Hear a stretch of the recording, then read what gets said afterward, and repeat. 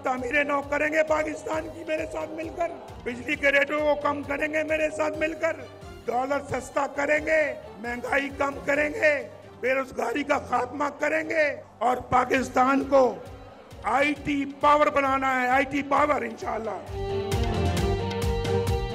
हम पाकिस्तान की आवाम की किस्मत तब्दील करेंगे, हम इस मुआशी बहरान से निकलेंगे, हम महंगाई का मुकाबला करेंगे, हम बेरोजगारी का मुकाबला करेंगे, हम गुर्बत का मुकाबला करेंगे।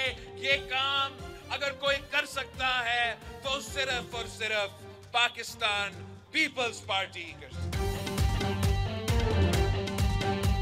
वजीर आजम के जहन के अंदर सिर्फ 3 चीजें हैं, रोजगार नंबर 1, महंगाई नंबर 2 और तीसरी इस मुल्क से गुर्बत खत्म हो। किसी के मुंह से ये सुना है कि कैसे भूख को खत्म करेंगे, कैसे महंगाई का बोझ उतारेंगे? नहीं, क्या सुना है? आग लगा देंगे, जला देंगे, अंदर नहीं आने देंगे, धरना देंगे, ठोकरें मार। मईशत का हाल इस वक्त देखें, महंगाई अरूज पे और मजीद जो है वो खराबी आ रही है। मईशत का बेड़ा गर्क इस हुकूमत ने कर दिया है। रोजगार देना हुकूमत का अव्वलीन फर्ज होना चाहिए और है, और हुकूमत इसमें नाकाम है। पाकिस्तान जो है उसमें बेरोजगारी फैली हुई है, उसमें महंगाई बढ़ रही है, उसके अंदर जो मायूसी फैल रही है उसका अभी तक कोई हाल नजर नहीं आता। सबसे दिलफरेब है पॉलिटिकल पार्टीज का मंशूर, जिसमें रोटी भी है, कपड़ा भी है, मकान भी है, लोगों तक तालीम पहुंचाना भी है, शऊर उजागर करना भी है और इस इन्वायरमेंट को भी साफ सुथरा रखना भी शामिल है, लोगों के राइट्स भी शामिल हैं।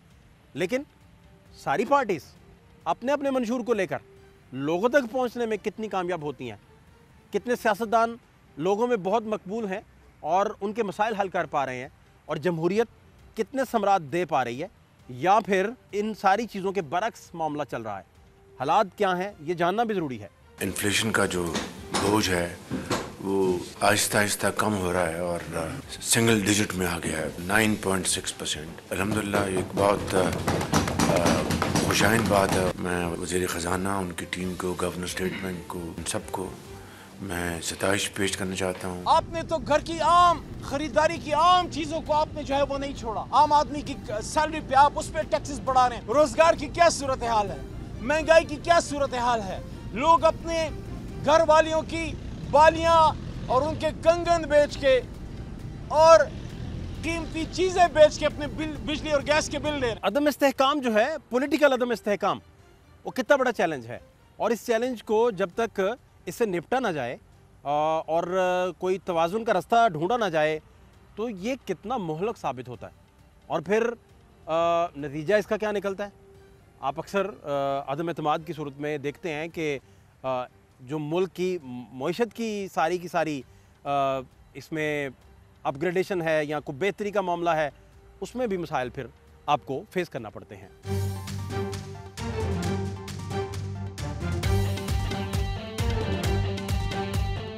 तो ये अभी जो मौजूदा हालात आप देख रहे हैं और पॉलिटिकल अदम इस्तेहकाम और कुछ स्टेबिलिटी नहीं, उसमें भाई मेरे कोई बात नहीं है, क्योंकि मैंने जब से होश संभाला, आई एम नाउ 70+, मैंने पाकिस्तान को इन्हीं हालात में देखा है। एक ज़माने में हबीब जालिब इस मुल्क में गाया करता था, 20 रुपये मन आटा, इस पर भी है सन्नाटा, सदर अयूब जिंदाबाद तंजिया। उस वक्त 20 रुपये मन नहीं लोग खरीद सकते थे। ये रोने धोने का एक खाता है डे 1 से। मैंने इस मुल्क को सुकून में कभी नहीं देखा। मैंने कभी नहीं सुना कि पाकिस्तान में लिटरेसी रेट 100% हो गया। फिरका वारियत, ज़ात बरादरी, बरादरियाँ, तबके, फलाना, हम एक गली में तो इकट्ठे नहीं हैं। 2 ही चीज़ें होती हैं भाई मेरे एक मुल्क में, वरना मुल्क लोगों से होता है ना। पाकिस्तान से बड़े तो सैराब ही हैं, अमेज़ॉन का जंगल है, उसको तो मुल्क नहीं कहते। मुल्क में 2 चीज़ें होती हैं, एक होते हैं अशराफिया, एक होते हैं अवाम। हुजूर के ज़माने में भी अशराफिया भी थी, अवाम भी थे। चारों खुलफा, उनका एक अपना पेडिग्री थी, एक बैकग्राउंड था। यहाँ फैसला करना मुश्किल है कि इमरान में के अवाम में ज़्यादा खोट है या अशराफिया ज़्यादा खोटी है। जिसका जितना बड़ा जबड़ा है वो इस मुल्क की उतना पर्चा उतारता है, रेडी वाले की इतनी सी चोंच है वो उसके मुताबिक मांस उतारता है। खत्म। जिस मुल्क में बच्चे की ग़िज़ा दूध खालिस ना हो, हाँ, जमहूरियत कैसे जमहूरी खालिस नहीं है, जमहूरियत कैसे खालिस हो सकती है? और जब तक वो होती नहीं, एक स्टेबल, एक खूबसूरत माशरा, एक आलीशान माशरा तामीर हो ही नहीं सकता। पाकिस्तान में तो 77 साल होने के बाद मुझे और आपको, मैं आपको घसीट लेता हूँ अपने साथ, किसी और की बात नहीं कर, सड़क अबूर करनी नहीं आई। ये मेरा फॉल्ट है, आपका है? सिखाया ही किसी ने कुछ नहीं। घरों से लेके आपके स्कूल्स तक झूठ बिकता है, खोखली एजुकेशन है, बेबुनियाद। हम जिंदा कौम हैं, हम यूं हैं, हम बू हैं, पाक सरजमीन शाद पाक, लोग भूखे मर रहे हैं। जब से होश संभाला यही देख रहा हूं मैं। जिसका दिल करे मुझे चैलेंज कर ले कि ये 5 साल लोग बड़े मौज मस्ती कर रहे थे। नो, किसी महज़ब मुल्क में जाएं, आप उनके चेहरे देखें और इधर चिंचियों में बैठे हुए लोगों के चेहरे देखें। आप में से कोई चला जाए बाहर, दयानतदारी से आधा घंटा सड़क पे खड़े होकर देखो, पाकिस्तान नजर आ जाएगा। 1 लीटर पेट्रोल बचाने के लिए वायलेट कर देंगे 92-96 की, ऐसी की तैसी। 20-20 बंदे ठुसे हुए हैं, मुंह खुले हैं, आंखें बंजर, चेहरे वीरान। मैं तो बचपन से देख रहा हूं ये सारा कुछ, तो इसलिए I am not prepare to buy this nonsense कि ये यूं है, ये वो है, ये यूं वो कुछ नहीं है। सबसे अहम बात यह है कि जब लाखों लोग जो हैं वो सड़कों पर हों, आप तालीम ना दे सकें, उन तक पहुंच ना सकें, रियासत होगी माँ के जैसी, जैसे नारे जो हैं वो फ़कत खोखले दिखाई दें, तो फिर मुस्तकबिल क्या होगा, नविश्ता दीवार क्या होगा? लोग फिर क्या सोचेंगे, एतबार किस पे करेंगे? और सबसे बढ़कर अखलाकी बहरान जो है वो कितने बड़े पैमाने पर जन्म ले सकता है।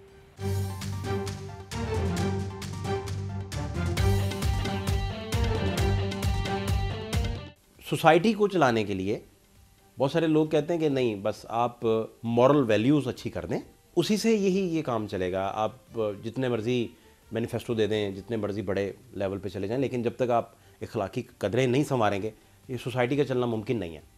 सर, क्या टेक है आपका? मुझे इससे इत्तेफाक है। लोग आमतौर पे कंफ्यूज करते हैं सोसाइटी और स्टेट में। सोसाइटी हमेशा एक वैल्यू सिस्टम की बुनियाद पर कायम होती और चलती है।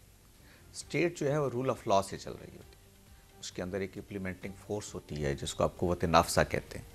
पुलिस उसके पास होती है, फ़ौज उसके पास होती है। बिल फोर्स आप किसी चीज़ को नाफिज कर सकते हैं। ये कहा जाता है सोशोलॉजी में और पॉलिटिकल साइंस में कि ये जो मोनोपोली है ओवर वायलेंस, ये स्टेट का हक है, लेकिन ये मोनोपोली आप सोसाइटी को नहीं देते। वहाँ आप वायलेंस को, यानी बंदूक पकड़ने का हक आप पुलिस वाले को तो देते हैं, आप स्टेट के रिप्रेजेंटेटिव फ़ौज को तो देते हैं, लेकिन आम आदमी को आप बंदूक नहीं पकड़ाते कि वो सोसाइटी में रहे। तो सोसाइटी जो सोशल फैब्रिक है आपका, वो असल में कायम होता है आपके वैल्यूज़ से। जब वैल्यूज़ मजबूत होती हैं तो फिर बाहमी रिश्ते भी मजबूत होते हैं, और वो निज़ामे इज्तिमा या यूँ कि एक सोसाइटी जिस सिस्टम पे खड़ी रहती है वो भी मजबूत होता है। ये वैल्यूज़ जो हैं ये पढ़ाई जाती हैं, सिखाई जाती हैं? वैल्यूज़ पढ़ाई भी जाती हैं, सिखाई भी जाती हैं, लेकिन बुनियादी तौर पर ये असल में रवायत के अंदर होती हैं, एक जनरेशन से दूसरी जनरेशन को मुंतकिल होती हैं। आपके समाजी इदारे होते हैं, जैसे घराना है, जैसे घर है, जैसे ख़ानदान है, जैसे मस्जिद है, जैसे मकतब है। ये वो समाजी इदारे हैं जो वैल्यूज़ को लेके चलते हैं। आप बहुत सारी चीज़ें अपने वालिद से सीखते हैं, आपके वालिद अपने वालिद से सीखते हैं, आप अपनी माँ से सीखते हैं, आपकी माँ ने अपनी माँ से सीखा होता है, और फिर वो आप अपने बच्चों को मुंतकिल कर रहे होते हैं। ये एक प्रोसेस है जो उसमें आप बतौर मिसाल खड़े होते हैं। बाप मिसाल खड़ा होता है, उस्ताद मिसाल के तौर पे खड़ा होता है, स्कूल टीचर, वालदा, ये सब मर्द-ओ-ज़न मिसाल के तौर पे खड़े होते हैं, और साथ तालीम भी आप दे रहे होते हैं। तो बुनियादी तौर पर ये अक़दार हैं जो एक नस्ल से दूसरी नस्ल को मुंतकिल होती हैं, और उनकी जो क़ुव्वत होती है वो असल में सोशल सिस्टम के अंदर होती है, किसी खारजी क़ुव्वत में नहीं होती। मसलन आप अपने वालिद का एहतराम करते हैं तो इसलिए नहीं करते कि नहीं करेंगे तो 6 माह की कैद हो जाएगी, इसलिए करते हैं कि आपने अपने वालिद को देखा कि वो अपने वालिद का एहतराम करते थे। तो एक ट्रेडिशन इस तरह से डेवलप होती है, उसके अंदर बड़ी ताकत होती है। तो जब उसको आप मजबूत करते हैं तो फिर सोसाइटी मजबूत होती है। जमहूरियत जमहूर से है, और उसके सम्राट जब तक लोगों तक ना पहुँचेंगे, उन तक तालीम ना पहुँचेगी, रोटी ना पहुँचेगी, कपड़ा ना पहुँचेगा, मकान ना पहुँचेगा, तो फिर लोग स्टेट की तरफ देखते हुए, हुकूमतों की तरफ देखते हुए दिल में क्या ख्याल सोचेंगे, क्या लाएंगे और कितना एतबार कर पाएंगे और कितना ध्यान में रख पाएंगे इस सारे जमहूरी निज़ाम को, ये बहुत इम्पोर्टेंट बात है। सब सेट चल रहा है। बर्बाद हो गया जी। ना करें इस तरह मायूसी की बातें। नहीं जी नहीं, बस मैं कुछ भी नहीं हो सकता। आप बिलों की तरफ देख लें, एक बंदा जो 10,000 बिल नहीं दे सकता, उसका 50,000 बिल आ रहा है। 4,000 रुपये वो बिल भर दे, वो बेहतर है। लेकिन वो 50,000 बिल आ रहे हैं। तनख्वाहें लोग लेते हैं 30,000 और 60,000 बिल आ जाता है। वो कहाँ से पूरी करेंगे? बच्चों को रोटी कहाँ से खिलाएंगे? बच्चों की स्कूल की फीसें कहाँ से देंगे? दवाइयाँ कहाँ से लाएंगे? तो लोग ख़त्म हो गए हैं। अब कुछ भी नहीं हो सकता। ये कितना हुकूमत अगर रायत भी करेगी, सब्सिडियाँ देगी, कितना कर लेगी? आधा भी नहीं करेगी। अभी पिछले दिनों वो 4-14% को इन्होंने सब्सिडी दी थी, कोई फ़ायदा नहीं हुआ। बल्कि इस दफ़ा 5-8 हज़ार ज़्यादा बिल आ गया। तो क्या फ़ायदा है जी ऐसी मोहब्बतों का? तो क्या फ़ायदा ऐसी मोहब्बतों का? जी हाँ। वाह वाह। मुझे ये बताइए फिर क्या समझ आ रहा है आपको? देखिए जी, अयूब खान के दौर से लेकर अब तक के मैंने जो दौर देखे हैं वो सब अच्छे लोग थे। आजकल बस ये सब जालिम है, इनके दिलों में एहसास नहीं है। ये हुकूमत के दिल में एहसास ही नहीं है? नहीं है जी। एहसास होता तो वो बहुत कुछ करते, अवाम के लिए कोई ना कोई रास्ता निकालते। आपने कभी कोई ऐसा हुआ कि आपका दरवाज़ा नॉक हुआ हो, बाहर जाएं, बाहर पूरी गवर्नमेंट डेलीगेशन, उसके महकमों के इदारों के लोग खड़े हों पूछने के लिए कि आप बताएं क्या मसला है? कोई आया आप तक? कभी भी नहीं हुआ जी, कभी भी नहीं हुआ। आप तक पूरी ज़िंदगी कोई नहीं आया? कोई नहीं आया जी, कभी भी कोई नहीं आया। बल्कि अगर किसी से जाके दरख्वास्त भी की है तो उसने कहा है कि जी ये कागजी कार्रवाइयाँ हो जाती हैं, बाकी आगे कुछ भी नहीं होता। यानी 13,000 बिल था, मैंने बिल भरा डाक खाने में जाकर, मैंने उसको 13,000 रुपये दिए। उसने ऐसे देखे, ऐसे करते करते कट से मैंने देखा एक नीचे चला गया। कहता है चाचा ये तो 12 हैं। और मैंने कहा खुदा दिया बंदे ये 12 नहीं है 13 है। कहने का नहीं जी, वो कहने का आप और दें। वो एक लड़का जो था वो कहने का चाचा आप रुकें ज़रा। उसने उससे कहा मुझसे ज़रा हाथ मिलाओ। हाथ मिलाया, पकड़ लिया। उसने कहा चाचा जाके देखो जल्दी। मैं ऐसे गया, काउंटर से नीचे पड़ा हुआ। मैंने कहा ये पड़ा हुआ। ओए होए होए होए, ये आज का वाक़या? जी बिल्कुल आज का वाक़या। और बड़ा शर्मिंदा हुआ। कहता जी गिर गया होगा जी, गिर गया होगा। मैंने कहा कमाल है यार, तुझे पता नहीं है कि गिर गया। ये सामने पड़ा हुआ। जनरल अयूब से मुंसलिक एक वाक़या कितना इम्पोर्टेंट है, जिसमें कुछ लो और कुछ दो की गुफ्तगू हो रही है। और ये उस वक़्त की जो एलीट है और जो मुल्क चला रही है, उनका जो आप यूँ कह लीजिए कि उनका देखने का तरीक़ाकार या चीज़ों को एनालाइज करने का तरीक़ाकार जो है, जब वो डॉक्यूमेंट हो जाए और किताबों में आ जाए तो फिर क्या मानी निकलते हैं इस चीज़ के। मैं किताब पढ़ रहा था, शबीर हुसैन शाह साहब की, बहुत बड़े जर्नलिस्ट थे, बहुत बड़े, अंग्रेज़ी के।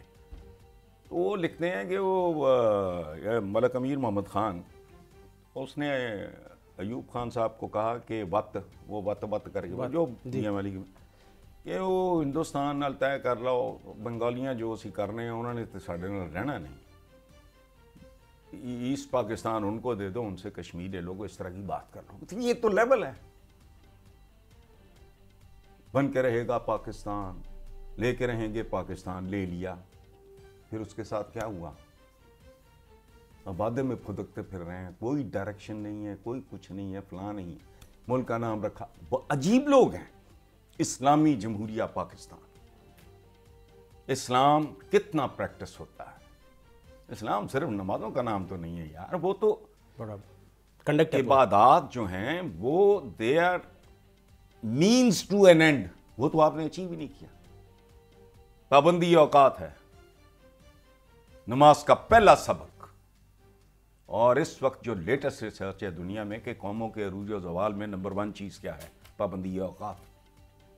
यहाँ के मुल्क चलाने वालों को इसकी होश नहीं, वो पता ही नहीं है। कोई ब्यूरोक्रेट घरों निकलता है, कहता उन्होंने पता होंगे कि साहब ने आने बजे पहुंचना, 2 घंटा पहले इसी चला देते। तज़ीनो और आयश रोज़ पढ़ते हैं, ये फलां की हो रही है, वो PM हाउस की, ये प्रेसिडेंट हाउस की। कोई शर्म हया नाम की कोई चीज़ नहीं है। सो मुस्तकबिल में मुझे कहते कि जी मायूसी, मैंने कहा मैं मायूसी है तो वही फैलाऊंगा जो मुझे दिया है वही फैलाऊंगा ना मैं। तुमने ठेका लिया हुआ है उम्मीदें फैलाने का, मैं मायूसी फैलाता हूं। मुझे कहें मुझे कि मैं जाके स्कैंडिनेविया में मायूसी फैलाऊं, थूकेगा भी नहीं कोई, नहीं फैला दे हैव नो रीजन। वहां क्या बेचोगे आप भाई, कोई बायर ही नहीं है। हाँ, स्विट्जरलैंड जाओ, महंगा मुल्क है, लोग खुशहाल हैं, आसूदा हैं, महंगा सस्ता कुछ नहीं होता। आपकी बाइंग पावर है अगर आप, तो यहां तो वो नहीं लोगों को नसीब हुआ यार जो मुफ्त मिलता है। मुफ्त क्या मिलता है? मैं आपकी इज्जत तो कर सकता हूं सर, ये बच्चे मुझसे छोटे हों, मैं उनके साथ प्यार मोहब्बत शफकत तो कर सकता हूं ना। तो यहां थाना आपका जो सिंबल है अवाम की तौहीन का, राशि तरीन लोग समझे जाते हैं, ये हैं या नहीं मैं नहीं जानता, लेकिन जिसका दिल करे आए मेरे साथ सड़क पर चले कि सबसे करप्ट कौन है, होगा पुलिस वाला। दो चीजें मुहज्जब दुनिया में निशानी होती हैं सलामती की, आफियत की, एक हॉस्पिटल एक थाना। आपका मुहावरा क्या है? अल्लाह किसी दुश्मन भी थाने ते अस्पताल ना ले जाए। ये सिंबल्स हैं प्रोटेक्शन के, सिक्योरिटी के। कभी जिंदगी में कचहरी नहीं देखी। अब वार्डन ने मैंने जलील किया अज 4 बजे 2000 रुपये का चलान, तो कहता पे 5000 का चलान करांगा, 2000 जेब च पा। वार्डन वाला की कह रहे 2000 रुपया दरखास्त देखो। मैं दरखास्त हाँ जो 1000-1500 रुपया लाए हैं, तो मैं घर डरते नहीं जा रहे। वो क्या वाकया सुनाए? वो मैं ना भांजी को लेने जा रहा था काली से। सुने जी वाकया सारा। सिर्फ मेरे पास हेलमेट नहीं था, गलती मेरी है, वायलेशन मैंने की है। वो 3 बजे छुट्टी हुई है, तो 4 बजे ना मैं काम में मसरूफ था, मजदूरी करनी है। वो दुकानदार ने छुट्टी नहीं दी, 4 बजे छुट्टी मिली है, लेने गया हूँ, उसने मुझे रोका है, मैंने रोक दिया है। कहता है चलान करना है। मैं कहा यार चलान ना कर, तेरी मेहरबानी 200 का कर दे, मैं दे देंगा। कहता 5000 का चलान, चुप करके 2000 रुपये जेब च पा, नहीं तो 5000 दे। मैं कहनी दुनिया लंघदी भी सारे रोक। रिश्वत मांगी? हाँ करें एक मिनट।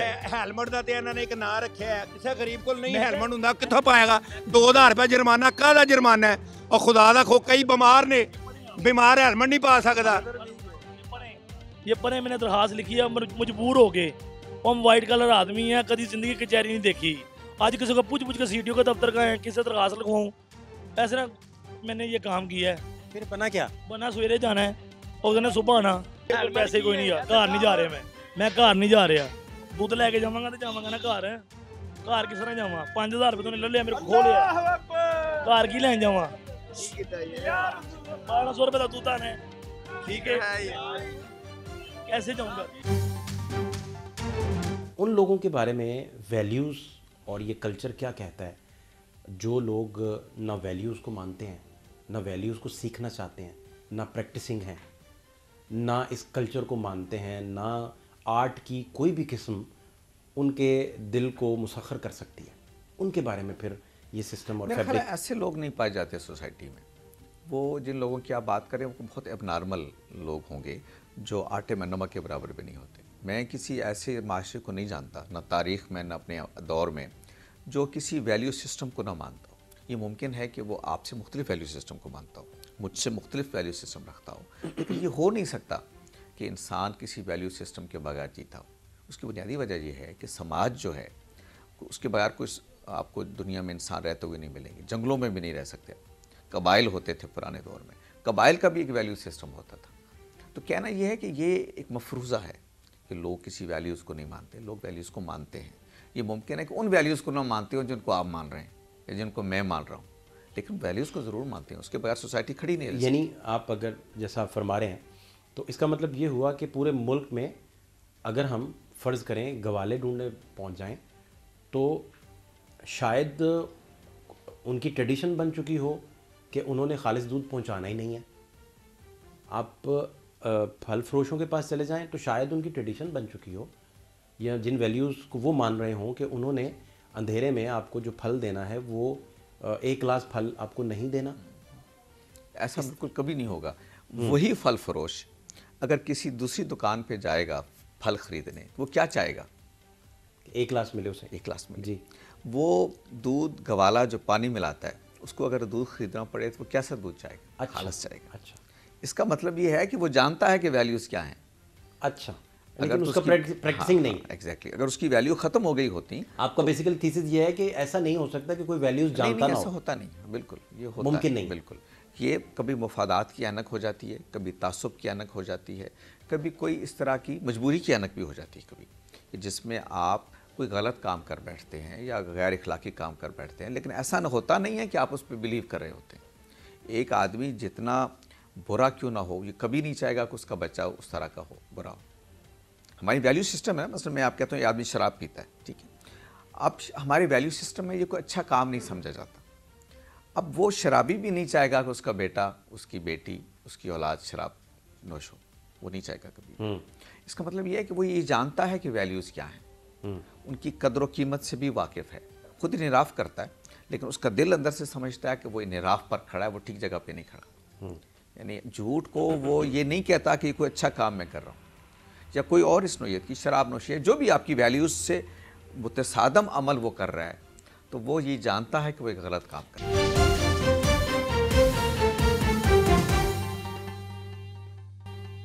ये कोई जादू की छड़ी नहीं है पाकिस्तान मुस्लिम लीग नून के हाथ में। इकॉनमी क्यों तरक्की करने लग गई है? आज नवाज शरीफ की हुकूमत है। महंगाई क्यों आज तेजी से नीचे आई है? अल्लाह के फजलो करम से आज नवाज शरीफ की हुकूमत है। ये मेरे ख्याल में ये बैकी बातें, ये अजीबोगरीब किस्म के बयानात जो हैं, ये हमारे मुल्क का इस वक्त चैलेंजेस और हैं। दिन ब दिन आपसे पेट्रोल की कीमतें आपसे कंट्रोल नहीं हो रही, डॉलर आपसे कंट्रोल नहीं हो रहा, मईशत आपसे कंट्रोल नहीं हो रही, आपसे महंगाई कंट्रोल नहीं हो रही, आपसे अमन अमान कंट्रोल नहीं हो रहा, आपसे सूबे के जो माशी हालात हैं वो कम कंट्रोल नहीं कर पा रहे। तमाम तर जो फोकस है वो आम आदमी की परेशानियों पे है, महंगाई पर है, बेरोजगारी पर है, लाकानूनियत पर है। पीपल्स पार्टी ये चाहती है कि इस बढ़ती हुई महंगाई को रोकने के लिए कौम को आर्जी रिलीफ ना दिए जाएं, सब्सिडीज से जान छुड़वाई जाए और एक हकीकी रिलीफ की तरफ बढ़ना चाहिए।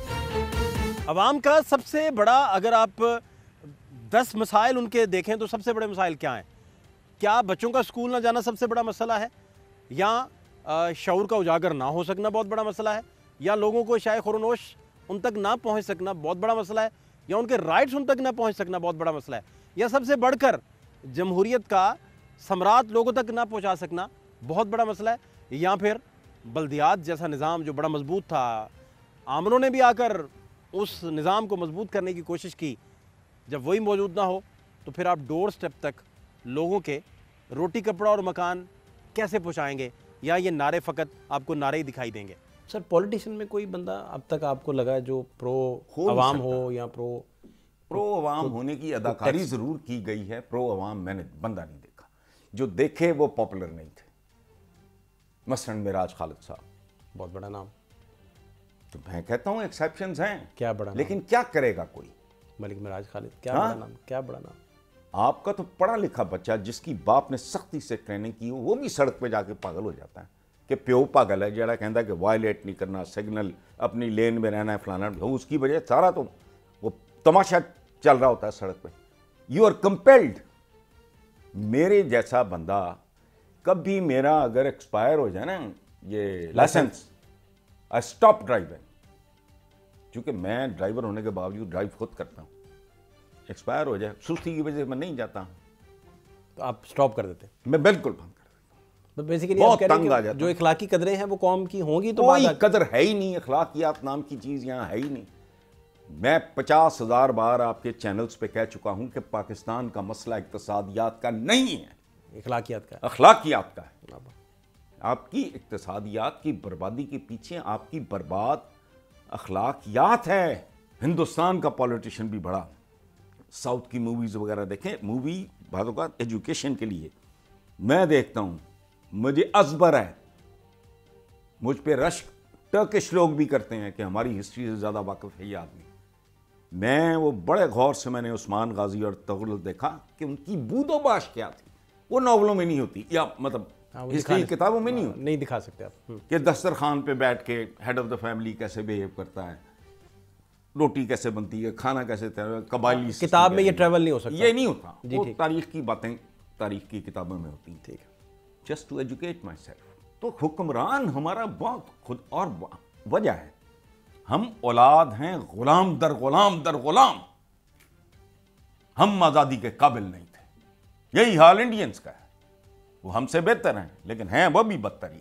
तो भाई मेरे आज ओ यार 2024 में आपका हुक्मरान तजीनों और आयशिटाइयां नहीं लेंदियां, कोट नहीं लेंदे, सूट नहीं लेंदे, कोई तजीनों और आयश इतने करोड़ का पता नहीं, वो घर की तजीनों और आयश मैंने चंद दिन पहले कहा, मैंने कहा इतने में तो डिफेंस में 1 कनाल का घर मिल जाता है, यह डिफेंस से भी महंगा है, यहां बन जाता है पता नहीं 13 करोड़ 14 करोड़ क्या, पता नहीं स्पीकर का, या पता नहीं, मैं गलत ना कह रहा हूं, ये कल परसों मैंने अपने प्रोग्राम में कहा।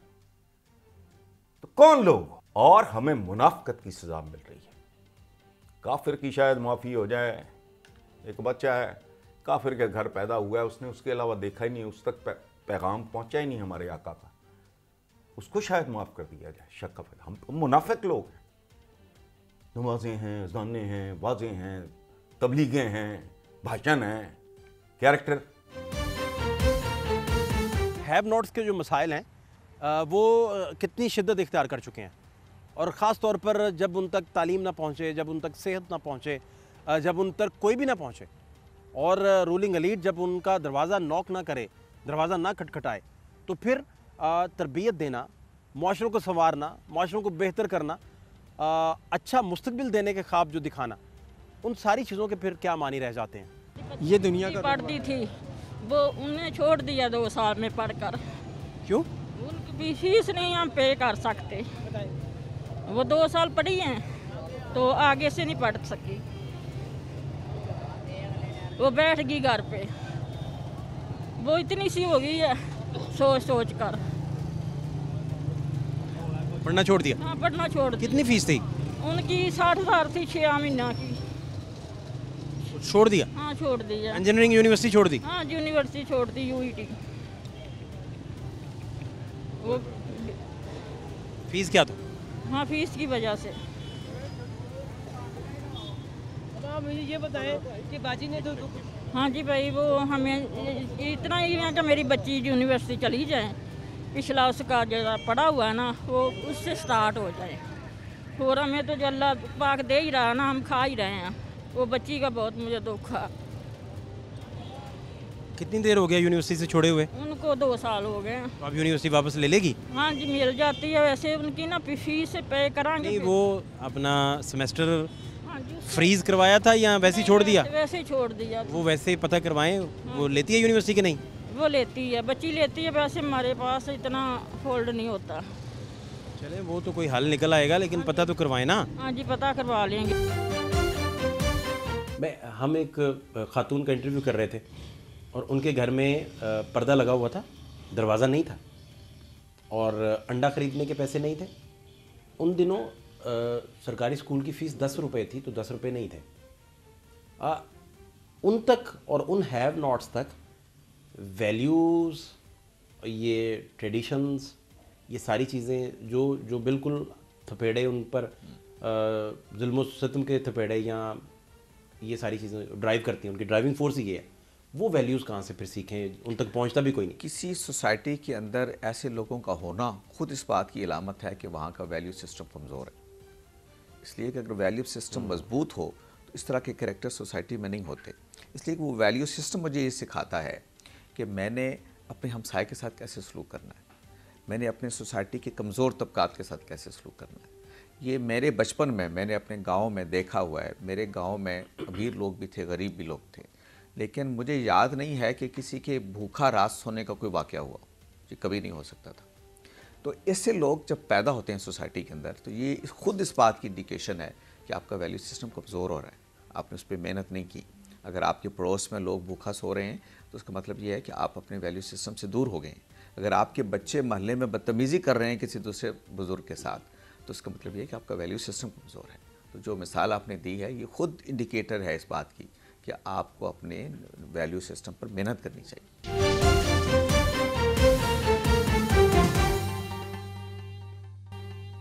कहने वाले कहते हैं कि यहाँ वादे किए जाते हैं, ख्वाब दिखाए जाते हैं, लेकिन लोगों तक कोई पहुँचता नहीं।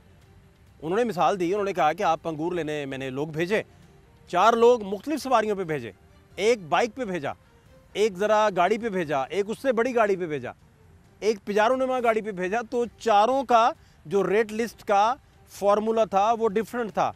कहा गया कि छोटी चूंच वाला थोड़ा मांस उतारता है, बड़ी चूंच वाला ज़्यादा मांस उतारता है।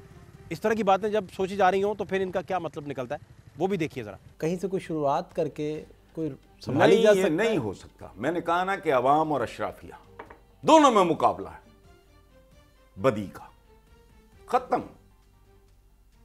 जो बात ना करें, मैं झूठ और बकवास बोलने से, ड्रीम सेलिंग करने से खामोशी इख्तियार कर लूंगा। दिल करता है आप आओ मेरे साथ चलो। तो इसमें आप कह रहे हैं बेसिकली आपके थीसिस में कोई जिम्मेदारान का तयन हो ही नहीं सकता? नहीं हो सकता ना, बिकॉज ऑल ऑफ अस एक ही थैली के चट्टे बट्टे। आप फरमा रहे साइज का फर्क है। आपकी तहरीरों में भी कोई सिंगल जिन्होंने जाके अरबों खरबों की जायदादें बाहर खरीद ली हैं वो बड़े डके इतने, बाकी छोटे छोटे हैं। गला हुआ आपका ध्यान उधर गया, फल डाल देंगे, डंडी मारेंगे। तो मैंने किया था एक तजर्बा, चंद दोस्त मेरे साथ बहस कर रहे थे मॉडल टाउन क्लब में, पुरानी बात। मैंने क्लब के प्रेसिडेंट को कहा, मैंने कहा बुला अपना चपरासी, उसको मैंने कहा लो ये पैसे लो, मॉडल टाउन सी ब्लॉक एक दुकान है फलों की, अब भी मैंने कहा 1 किलो अंगूर लाओ, लाया। फिर उसके वो जो ऑफिस सेक्रेटरी टाइप था उसके पास वो टूटी फूटी सुजुकी थी, उस पर भेजा। तीसरा मेरा दोस्त सबरार भट्टी मरहूम, वो प्रेसिडेंट था, उसके ड्राइवर को बुलाया, मैंने कहा जाओ 1 किलो अंगूर लेके आओ। उसके पास करोला थी, मेरे पास